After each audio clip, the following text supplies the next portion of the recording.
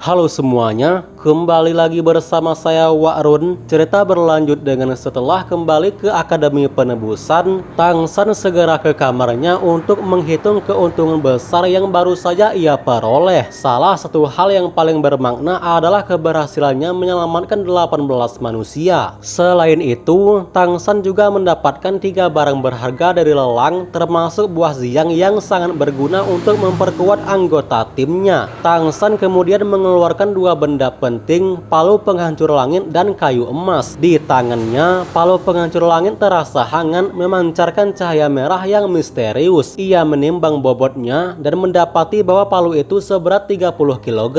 Tang San mengagumi benda itu dan dalam hatinya bersyukur bahwa senjata tersebut jatuh ke tangannya. Ia menyadari bahwa dengan kekuatannya saat ini, ia hanya mampu memurnikannya secara terbatas. Namun ketika kultivasinya mencapai tingkat dewa, ia yakin dapat menempa ulang logam ini menjadi senjata ilahi sejati. Sayangnya, logam ini terlalu keras untuk dilunakkan dengan metode biasa, bahkan api terkuat pun tak mampu mencairkannya. Satu-satunya cara adalah dengan menggunakan indera ilahi untuk memukul dan membentuknya, tetapi berdasarkan kekuatan spiritual Tang San saat ini, ia belum bisa memurnikan sepenuhnya. Meski begitu, ia tidak menyerah. Ia berniat meningkatkan formasi sihir dalam logam tersebut, memperkuatnya tanpa harus sepenuhnya menempa ulang. Dengan mengendalikan suhu melalui kekuatan spiritual, Tang San dapat menjadikan palu itu sebagai alat tempat tertinggi. Di masa depan, saat kultivasi tingkat dewanya bangkit kembali, ia yakin dapat melahirkan kembali senjata ini sebagai artefak sejati. Tang San memulai menuangkan kekuatan mentalnya perlahan ke dalam palu penghancur langit. Saat kekuatan spiritualnya menyatu dengan palu, ia merasakan sensasi hangat. Seiring waktu, kehangatan itu berubah menjadi panas yang menyengat meski tidak menyakitkan. Tang San tetap fokus, menyadari bahwa fusi spiritual pertamanya dengan logam ini tidak akan berlangsung singkat. Ia memperkirakan proses ini memerlukan waktu setidaknya 3 hari. Tang San tahu bahwa setelah fusi selesai, palu tersebut akan mengakui dirinya sebagai masternya. Tak disadari, waktu terus berlalu. Saat ia terbangun dari meditasinya, ia terherman menemukan seseorang yang berada dalam ruangannya. Anehnya, Tang San tidak menyadari kehadirannya sejak awal, sesuatu yang jarang terjadi mengingat kepekaan spiritualnya yang tinggi. Zheng Haosuan yang duduk bermeditasi di meja membuka mata dan menatapnya lega. Ia mengatakan bahwa Tang San sudah bermeditasi selama 7 hari penuh. Tang San terkejut karena ia hanya memperkirakan waktunya memakan waktu 3 hari. Selama ini, Zheng Haosuan menjaganya dari gangguan luar karena khawatir akan terjadinya sesuatu.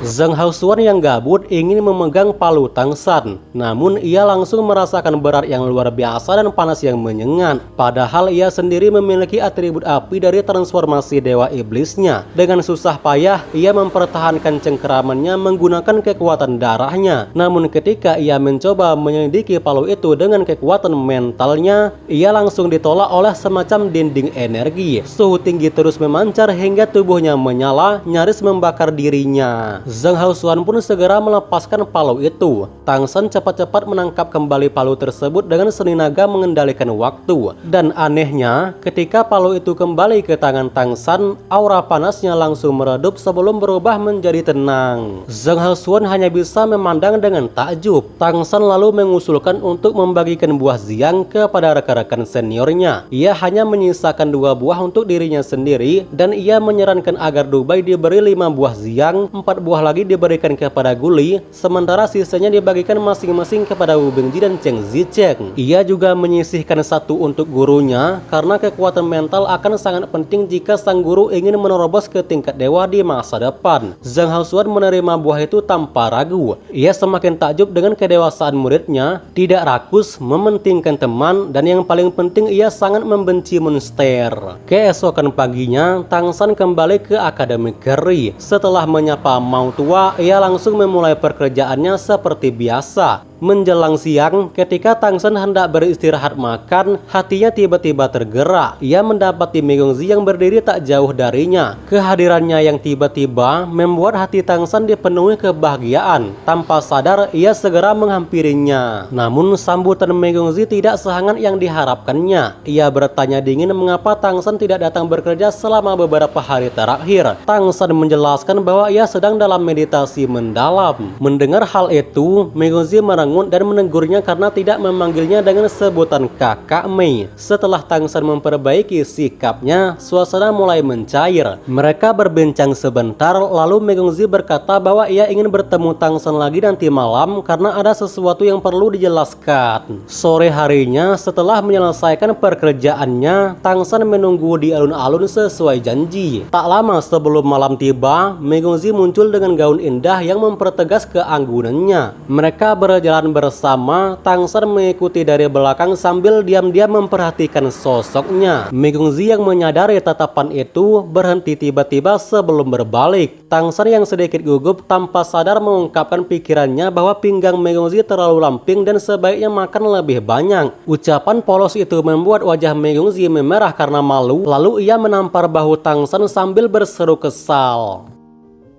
Tang Shen dengan penuh penyesalan, ia mengejar Megongzi untuk meminta maaf. Megongzi berhenti, menatap tajam dan mengancam, jika kamu mengatakan itu lagi, aku akan membunuhmu. Meski begitu, Tang Shen tetap merendah, mengakui kesalahannya. Namun di balik pengakuannya, hatinya malahan dipenuhi kehangatan. Melihat ketulusannya, wajah Megongzi sedikit melunak. Ia melanjutkan langkahnya keluar, diikuti oleh Tang Shen yang tetap menjaga jarak. Setelah berjalan, Megongzi berhenti di depan sebuah kafe kecil. Saat memasuki ruangan, Tang Shen terheran menyadari bahwa tempat ini kedap suara, sehingga sudah dipastikan kalau Megongzi ingin membicarakan hal penting dan tak mau kedengaran oleh orang lain. Bersamaan dengan Tang Shen yang mendebar, Megongzi langsung pada inti pembicaraan. Ia bertanya tentang pertarungan Tang Shen melawan kalajengking tingkat 8 dan apa transformasi Dewa Iblis yang digunakan Tang Shen. Tang Shen menjawab bahwa itu adalah transformasi macan angin dan mengakui bahwa dirinya berada di puncak tingkat 6, hampir mencapai tingkat 7. Namun, Megongzi meragukan kemampuan tersebut cukup untuk mengalahkan musuh sekuat itu. Dengan tajam, dia menanyakan apakah Tang Shen memiliki transformasi Dewa Iblis kedua. Tang Shen terdiam, tidak menyangka pertanyaan itu akan diucapkan. Menyadari akan hal itu, Megongzi menegaskan bahwa ia bertanya bukan sebagai ancaman, melainkan karena ia perlu memahami kemampuan dari orang yang akan menerima tugas darinya. Sebagai penembus tingkat biru, ia menaruh kepercayaan langsung pada Tang Shen dan berharap hal itu dibalas dengan kejujuran. Meskipun demikian, Tang Shen tetap berbohong. Ia mengakui bahwa ia tidak memiliki transformasi kedua. Hanya saja kekuatan mentalnya jauh di atas rata-rata. Untuk membuktikan ucapannya, Tang Shen menunjukkan kemampuannya mengendalikan angin. Dari telapak tangannya muncul pusaran angin yang lalu mengerucut menjadi bilah angin kecil berwarna biru tajam, padat, dan terkendali. Tang Shen kemudian mengompresi bilah anginnya menjadi bilah angin jarum angin berwarna hijau tua. Meski tampak kecil, Megongzi bisa merasakan akan kuatnya teknik tersebut. Sembari menunjukkan mata heran, Megongzi bertanya, kekuatan mentalmu sekuat itu? Lantas, ia pun langsung menguji kekuatan mental Tang Shen. Namun yang terjadi selanjutnya membuatnya terkejut. Gelombang mental yang dikirimnya malahan dipantulkan kembali, membuatnya kehilangan kendali sebelum terjatuh. Tang Shen refleks menyambut tubuh Megongzi yang limbung. Setelah membantunya berdiri, Tang Shen dengan cepat menarik tangannya menjaga jarak. Megongzi menatapnya dengan takjub, menyadari bahwa kekuatan mental Tang Shen setara dengan kultivator tingkat 9. Sebagai anggota klan Merak yang dikenal unggul dalam kekuatan spiritual, Megongzi sendiri setara dengan tingkat 8. Dengan basis kultivasi di puncak tingkat 6 namun memiliki kekuatan mental tingkat 9, Tang Shen bukan sekedar jenius. Melihat tatapan heran Megongzi, Tang Shen berkata sambil tersenyum bahwa ia juga tidak tahu mengapa bisa seperti ini. Megongzi mengangguk perlahan. Ia memahami bahwa dalam perubahan transformasi Dewa Iblis banyak hal yang bisa terjadi. Kemudian Tang San langsung pada intinya bertanya mengapa kakak Mei memanggilnya. Mendengar hal itu, Megongzi terdiam seolah sedang merenung dalam. Tang San pun ikut diam merasakan emosi dalam hati Megongzi. Setelah beberapa saat hening, Megongzi akhirnya berbicara dengan tenang, memintanya untuk kembali. Ia mengaku hanya ingin melihat kemampuan Tang San. Tang San sedikit menyerengit menawarkan bantuan jika diperlukan, namun Megongzi menolak dengan tegas. Meskipun menuruti permintaan Megongzi untuk pergi, Tang San menyadari bahwa Megongzi tampak ragu. Saat itulah Megongzi menatapnya dan berbicara lagi. Ia menyampaikan keyakinannya bahwa walaupun transformasi Dewa Iblis Tang San tidak sempurna, ia tetap percaya kalau Tang San akan menjadi kuat. Menurutnya, Tang San adalah harapan masa depan bagi penebusan, dan ia percaya bahwa Tang San mampu menerobos ke tingkat dewa. Tang San berterima kasih atas nasihatnya, dan dalam hatinya ia memahami alasan dibalik sikap Megongzi. Jadi gini, Megongzi awalnya ingin meminta bantuan Tang San, namun setelah melihat bakat Tang San yang luar biasa, ia pun tak jadi. Megongzi tak mau kalau Tang San mengambil resiko demi dirinya. Namun dalam hati Tang San, membantu Megongzi jauh lebih penting daripada keselamatannya sendiri.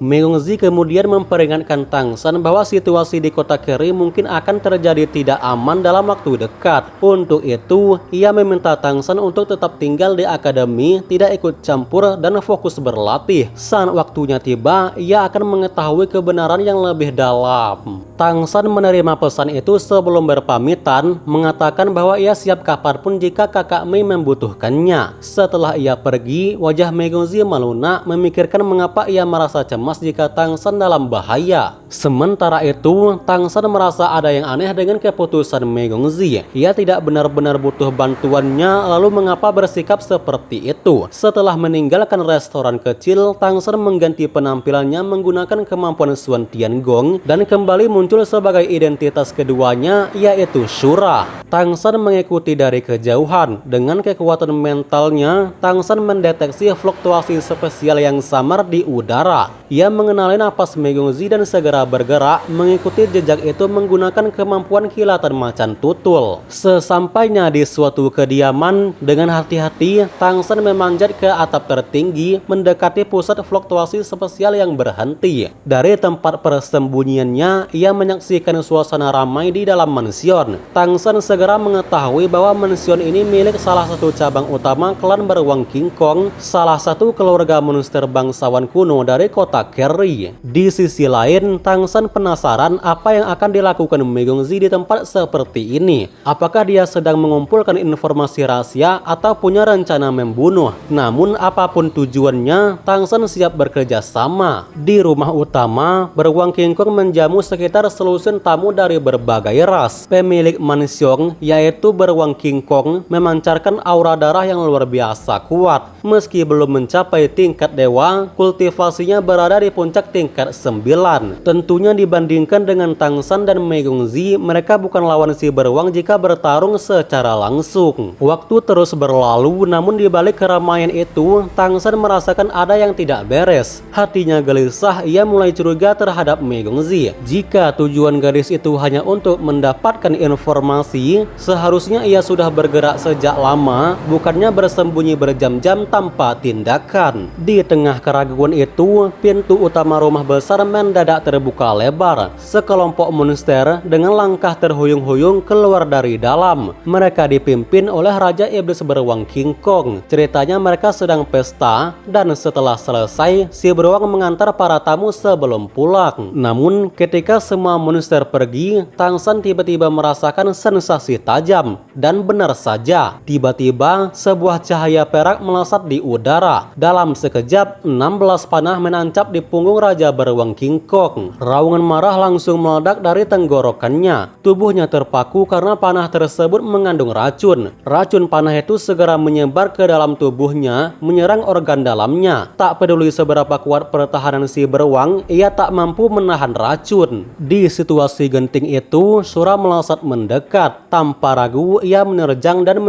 mencengkram langsung tenggorokan Raja Beruang. Saat Raja Beruang mencoba membalas dengan cakarnya, tubuh Sura berubah menjadi cahaya perak dan menghindar secepat kilat. Dalam kegelapan malam, mata si beruang membesar, tak percaya saat melihat sosok misterius muncul di hadapannya. Ia ingin bersuara, namun tenggorokannya yang terluka membuatnya terdiam. Sosok itu tidak memberikan waktu untuk berpikir. Cahaya perak kembali menyala dan serangan berikutnya datang dengan cepat. Singkatnya, dengan serangan yang membabi buta, Tang Shen melemparkan tubuh si beruang ke suatu ruangan sebelum ia pergi. Namun ia hampir ketahuan oleh bawahan si beruang. Beruntung Tang Shen berhasil kabur berkat kecepatannya yang luar biasa. Di hutan lebat pinggiran kota, sosok berjubah hitam akhirnya berhenti setelah menempuh jarak yang cukup jauh. Saat hendak membuka tudungnya, ia tiba-tiba merasa ada yang mengawasinya. Ia berbalik cepat mendapati sosok lain berdiri tak jauh darinya, berpakaian hitam dan mengenakan topeng. Mei Gongzi dengan hati-hati mendekati Sura sebelum hampir melepaskan sebuah serangan. Sembari menghindar, Tang Shen berkata jangan lakukan itu. Kemudian Tang Shen langsung mengungkapkan bahwa kamu masih terlalu ceroboh. Bagaimana bisa meninggalkan bukti fisik pada musuh? Ujar Tang Shen sambil membuka telapak tangannya memperlihatkan anak panah hitam yang ditemukan dari lokasi pertempuran.